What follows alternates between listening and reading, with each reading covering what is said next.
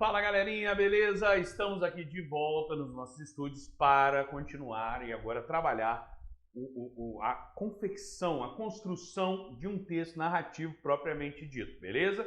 Eu estou trazendo para nós aqui um passo a passo, uma tentativa de receita de bolo que eu mesmo vou colocar no slide para vocês, que não é das coisas mais, funciona 100%, não, mas ajuda a estimular, né? Então tem uma eficácia bastante razoável, mas não é, é uma receita que eu vou seguir e pronto e acabou. Não, você tem que aprender a pensar de acordo com essa receita e ela acaba passando a ser não tão necessária mais, vamos dizer assim, tá? Mas ajuda bastante mesmo. Então vamos seguir juntos, vamos pensar direitinho, vamos acompanhar o passo a passo entendendo.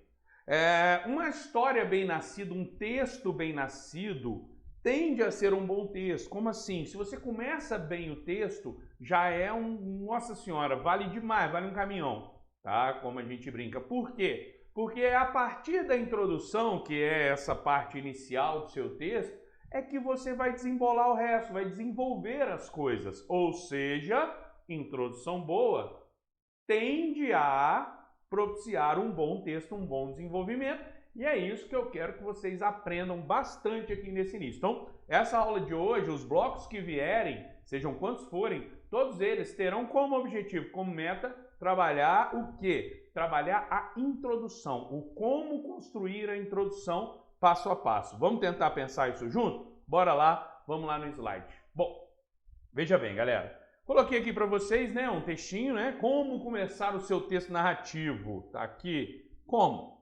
Não existe fórmula precisa, fato, mas a gente pode buscar o que eu estou chamando aqui de roteiros, que vão funcionar como estímulo à produção do texto. E isso tende a funcionar bem. Ok? Só que alguns detalhes que eu já vim mencionando naquela aula dos elementos da narrativa vão ser bastante importantes agora. Vale lembrar que é importante que constem os elementos de uma narrativa que vimos anteriormente. Mesmo aqueles que eu mencionei, gente, que nem sempre estão presentes. Resumindo, traduzindo, nos textos de vocês, nenhum elemento vai ser facultativo. O que é facultativo? É algo opcional. Não, nada facultativo. Combinado, galera? Nada, nada, nada, nada. Acho que dá para ficar bem claro isso aí. Então, vai ter que ter o foco narrativo bem determinado. Isso não é opcional em nenhum texto, nem no que você vai escrever, nem no que você vai achar por aí, tá? Vai ter que ter um enredo, também isso não tem jeito. Vai ter que ter personagem, também isso não tem jeito, tá? Vai ter que ter o espaço, ou seja, onde acontece. Vai ter que ter o tempo, ou seja, quando acontece, beleza? E nós ainda vamos inserir algumas outras coisas que ajudam a enriquecer uma narrativa, a trazer bons ares para o texto narrativo, beleza? E é isso que nós vamos começar a trabalhar a partir de agora mais do que nunca, joia? Bom, vamos lá. Primeira coisa que eu diria que você deve fazer, trazer no seu texto, é perguntar quando e onde. Para quê? Para que você possa indicar tempo e espaço. Não necessariamente nesta ordem, pode ser espaço e tempo, enfim, tá? Construí dois exemplos para vocês aqui. Quando? Num dia ensolarado. Onde? Na escola. Porque olha só, num dia ensolarado, a minha escola estava silenciosa. Então, um detalhe importante, gente. Eu posso determinar o espaço, o lugar, né, onde a coisa ocorre, sem marcar tão tipicamente, né, como eu mesmo mostrei lá atrás na aula de elementos da narrativa. Eu não preciso falar num dia ensolarado na minha escola, não. Se eu digo que num dia ensolarado a minha escola estava silenciosa, eu estou dizendo onde a ação vai ocorrer. Onde? Na minha escola. Aí o quando aqui é que está mais marcado. Quando? Num dia ensolarado. Não é uma especificação completa, não é, né? Tipo assim, que dia? Não, pode ser qualquer dia, mas era um dia ensolarado. Tudo bem, tá? Mas é uma especificação. Em uma pequena cidade interiorana, ó, outro exemplo, né? Era carnaval.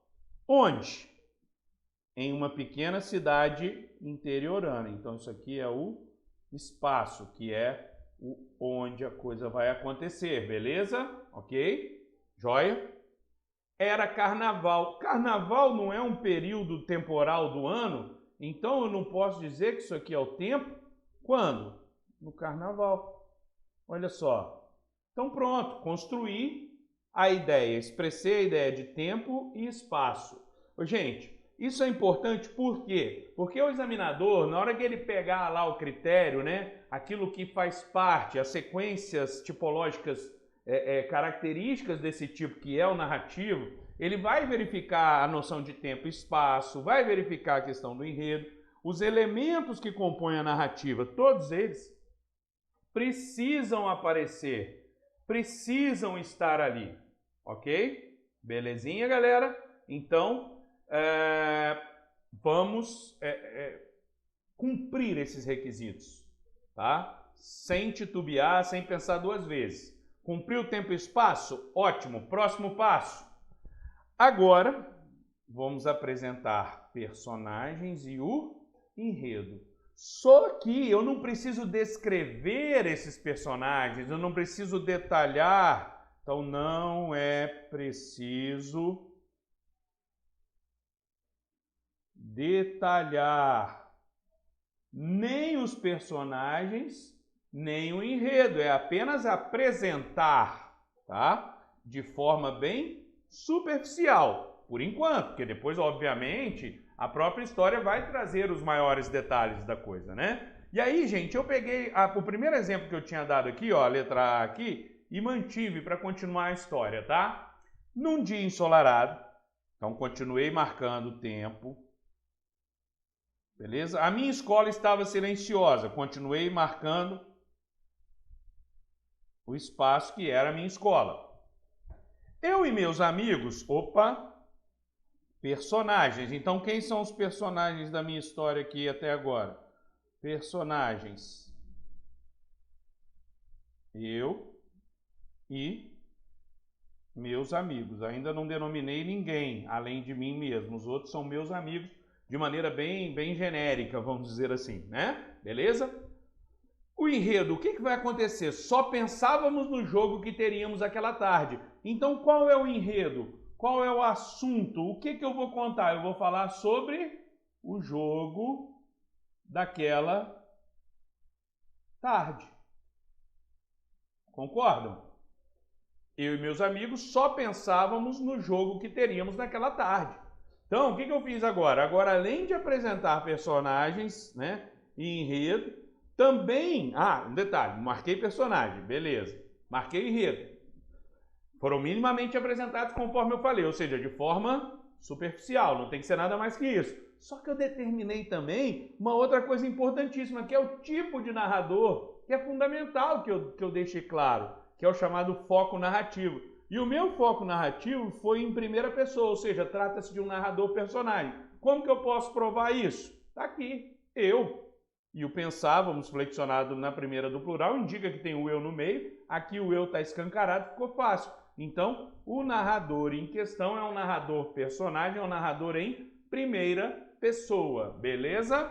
Ok? Tranquilinho até aqui, galera? Joia, joia? Bom, o que a gente vai fazer agora? Agora a gente vai dar uma paradinha. Quero que vocês releiam aí o material, o slide que eu postei para vocês, né? Que é esse que eu estou usando.